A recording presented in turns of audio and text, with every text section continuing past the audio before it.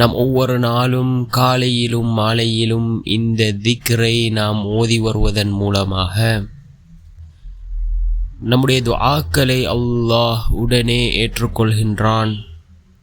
அதே போன்று அல்லாஹினுடைய ரிஸ்க் கிடைக்கக்கூடிய மிகச்சிறந்த துஆக்களில் ஒன்றாக இந்த துஆ இருந்து கொண்டிருக்கின்றது. அப்படிப்பட்ட மிகச்சிறந்த ஒரு துஆவைத்தான் நாம் இன்றைய வீடியோவில் பார்க்க இருக்கின்றோம். அன்பார்ந்த சகோதரர்களே, அதிகமான சகோதரர்கள் நமது சேனலை சப்ஸ்கிரைப் செய்யாமல் பார்த்து கொண்டிருக்கின்றீர்கள். நீங்கள் சப்ஸ்கிரைப் செய்து லைக் கொடுப்பதன் மூலமாக நம்முடைய வீடியோக்கள் இன்னும் நிறைய சகோதரர்களுக்கு கொண்டு போய் சேர்க்கப்படும். அன்பார்ந்த சகோதரர்களே, மிகச்சிறந்த ஒரு துஆ. இந்த துஆவை நாம் 7 தடவைகள் ஓதி நம்முடைய தேவைகளை கேட்டால் நிச்சயமாக நம்முடைய துஆக்கள் ஏற்றுக்கொள்ளப்படும், தேவைகள் நிறைவேற்றி தரப்படும். மிகச்சிறந்த கருத்தையுடைய துஆவாக இந்த துஆ இருந்து கொண்டிருக்கின்றது. துஆவுடைய நேரம், இந்த நேரத்தினுடைய சிறப்பை பற்றி நாம் ஏற்கனவே பல வீடியோக்களில் பார்த்திருக்கின்றோம். இந்த நேரம் எப்படிப்பட்ட நேரம்? இந்த நேரத்தில் நாம் 2 ரகாத் லுஹாவுடைய தொழுகையை தொழுதால் நமக்கு என்ன கிடைக்கும் என்பதனை பற்றி நாம் விரிவாக பார்த்திருக்கின்றோம். இந்த லுஹாவுடைய நேரத்தில் இந்த லுஹாவுடைய 2 தொழுகைகளை 2 ரகாத்துக்களையும் நாம் தொழுதால் நம்முடைய வாழ்க்கையில் உள்ள வறுமையை அல்லாஹ் நீக்குகின்றான். மிக முக்கியமான ஒரு தொழுகை. இந்த தொழுகையை தொழுதுவிட்டு நாம் துஆக்களை கேட்டால் நம்முடைய துஆக்களை அல்லாஹ் ஏற்றுக்கொள்கின்றான்.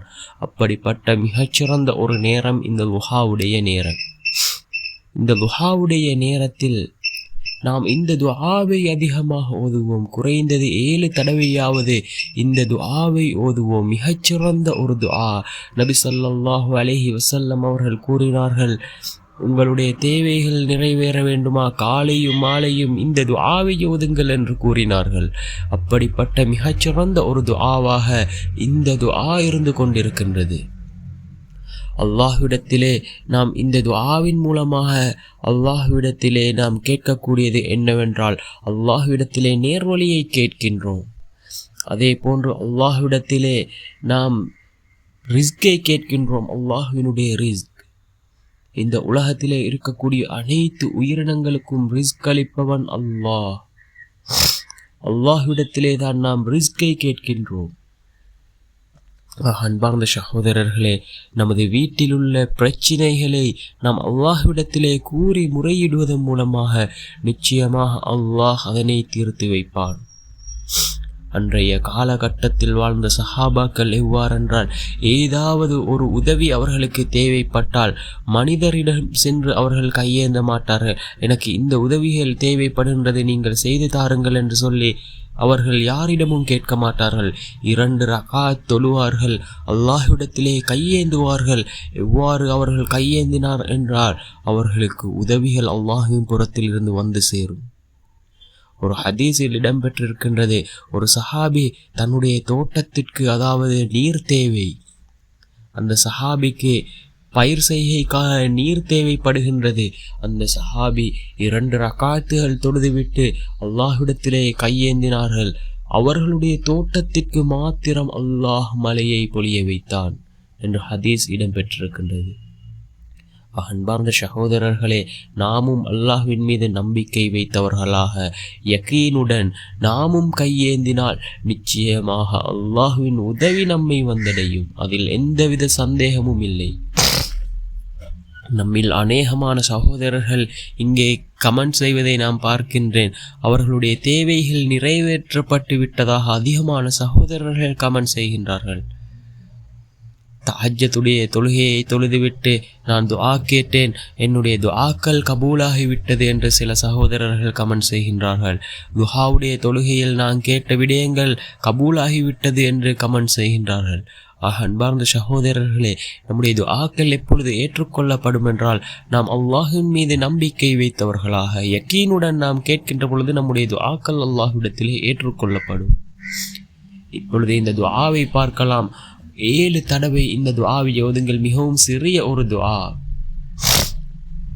அல்லாஹும்ம அன்த خلقتني وأنت تهديني وأنت تطعمني وأنت تسقيني وأنت تميتني وأنت تحييني.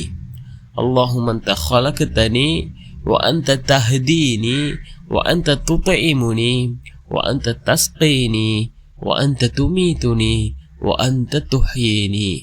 அதிகமான சகோதரர்கள் இந்த துஆக்களை தமிழில் பதிவிடுமாறு கேட்கிறார்கள். அவர்களுக்காக இன்ஷா அல்லாஹ் இனிவரும் காலங்களில் முடியுமானவரை துஆக்களை தமிழில் பதிவு செய்வதற்கு முயற்சி செய்கின்றேன். இந்த துஆவினுடைய பொருளை பாருங்கள். யா அல்லாஹ், நீதான் என்னை படைத்தவன். யா அல்லாஹ், நீதான் என்னை வழி நடத்துபவன். அதே போன்று யா அல்லாஹ், நீதான் எனக்கு உணவளிப்பவன். யா அல்லாஹ், நீதான் எனக்கு பானங்களை பருக செய்பவன், பானங்களை தருகின்றவர், தண்ணீரை. அதே போன்று யா அல்லாஹ், நீதான் என்னை பிறக்கச் செய்வதும் மரணிக்கச் செய்வதும் நீதான் என்று பொருள்படக்கூடிய மிகச்சிறந்த ஒரு துஆ. இந்த துஆவை ஓதி, இந்த திக்ரை ஓதி நாம் துஆக்களை கேட்டால் நம்முடைய துஆக்கள் ஏற்றுக்கொள்ளப்படும். ஒவ்வொரு ஃபர்லான தொழுகைக்கு பின்னாலும் நாம் கேட்கக்கூடிய அந்த துஆக்களில் இந்த துஆவையும் நீங்கள் சேர்த்து கொள்ளுங்கள். அதே போன்று இன்றைய காலகட்டத்திலே நாம் அதிகமாக கேட்க வேண்டிய ஒரு துஆ, அந்த பலஸ்தீன சகோதரர்களுக்காக நாம் கேட்க வேண்டிய துஆ. மிக முக்கியமான ஒன்று, அவர்கள் தங்களுடைய உயிர்களை இழந்திருக்கிறார்கள், உடைமைகளை இழந்திருக்கிறார்கள். பல குழந்தைகள் அனாதைகளாக, பல பெண்கள் விதவைகளாக இருந்து கொண்டிருக்கிறார்கள். அவர்களுக்காக நாம் கேட்க வேண்டிய துஆ, அல்லாஹும்ம கஃபிர் லில் முஸ்லிமீன வல் முஸ்லிமாத் வல் முஃமினீன வல் முஃமினாத் அல் அஹ்யாஇ மின்ஹும் வல் அம்வாத் என்ற இந்த துஆவை அதிகமாக ஓதுங்கள். அவர்களுக்காக ஓதுங்கள், அவர்களை நினைத்து ஓதுங்கள். நிச்சயமாக அல்லாஹ் அவர்களுக்கு வெற்றியை கொடுப்பான். எத்தனையோ உயிர்கள் அங்கே இழக்கப்பட்டு விட்டது. அன்பார்ந்த சகோதரர்களே, ஒரு முஸ்லிமுக்காக நாம் கேட்கக்கூடிய துஆ அந்த எண்ணிக்கையின் அளவு நன்மையை நமக்கு பெற்று தருகின்றது. நாம் பிறருக்காக துஆ கேட்டால் நம்முடைய துஆக்களை அல்லாஹ் கபூல் செய்வார். அன்பார்ந்த சகோதரர்களே, ஒரு முஸ்லிமுக்காக கேட்கக்கூடிய துஆக்களை அல்லாஹ் ஒருபோதும் வீணடிக்க மாட்டான். நம்முடைய துஆக்களையும் அல்லாஹ் ஏற்றுக்கொள்வான். அன்பார்ந்த சகோதரர்களே, அல்லாஹ்வின் மீது நம்பிக்கை வைத்தவர்களாக நாம் கேட்கக்கூடிய துஆக்களை கேட்போம்.